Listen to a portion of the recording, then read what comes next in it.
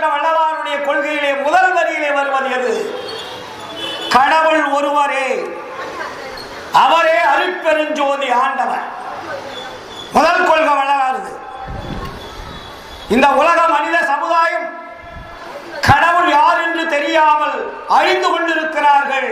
கடவுள் ஒருவர் என்பதும் தெரியவில்லை, அந்த கடவுள் யார் என்பதும் தெரியவில்லை. அவரவர்கள் கற்பனை கதைகளாக இந்த மக்களை மாய வலையிலே சிக்க வைத்து விட்டார்கள். வள்ளலார் வந்துதான் கடவுள் யார் என்பதை நமக்கு காட்டுவதற்காக முதல் கொள்கையை வைத்தார். அந்த கடவுள் தான் அருட்பெருஞ்சோதி. அது தனிப்பெரும் கருணையாக இந்த உலகத்தை இயக்கிக் கொண்டிருக்கிறது.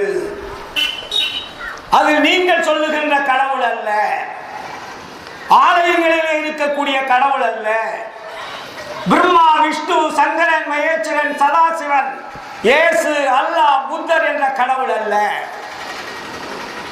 பல கோடி அன்னங்களை இயக்கிக் கொண்டிருக்கக்கூடிய மாபெரும் சக்தி வாய்ந்த ஒரு பேரொளி பிழம்பு. அது எங்கே இருக்கிறது? பல கோடி அண்டங்களை இயக்கிக் கொண்டிருக்கக்கூடிய ஒரு மாபெரும் சக்தி வாய்ந்த பேரண்டம் இருக்கிறது. அந்த பேரண்டத்திலே பஞ்சபூதங்கள் இல்லை, அது அருள் நிறைந்திருக்கிறது. அந்த அருள் நிறைந்த இடத்திலே நடனமிட்டுக் கொண்டிருக்கக்கூடிய ஒரு மாபெரும் ஒளி வட்டம் இருக்கிறது. அங்கே அந்த ஒளிதான் அந்த கோடிகள் எல்லாம் இயக்கிக் கொண்டிருக்கிறது. அங்கிருந்துதான் எல்லா இயக்கத்திற்குண்டான ஆற்றல் வந்து கொண்டிருக்கிறது என்ற ஒரு பேர் உண்மையை இந்த உலக மக்களுக்கு சொன்னவர் வள்ளலார். எத்தனையோ விஞ்ஞானிகள், அறிவியலாளர்கள் இதுவரையும் கண்டுபிடிக்க முடியாத கடவுளை, அருளாளர்கள் கண்டுபிடிக்க முடியாத கடவுளை, சித்தர்கள், யோகிகள், ஞானிகள் கண்டுபிடிக்காத கடவுளை வள்ளலார் கண்டுபிடித்தார். அந்த கடவுள் எவ்வண்ணமாக இருக்கிறார்? ஒளி வண்ணமாக இருக்கிறார். அந்த ஒளியை எப்படி தெரிந்து கொள்வது? அது ஒவ்வொரு உடம்பில் இருக்கக்கூடிய ஆன்மாவில் இருப்பதுதான் அந்த ஒளி.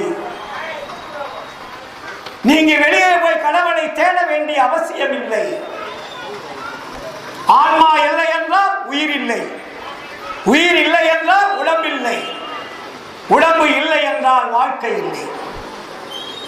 அப்ப எது இயக்கிக் கொண்டிருக்கிறது?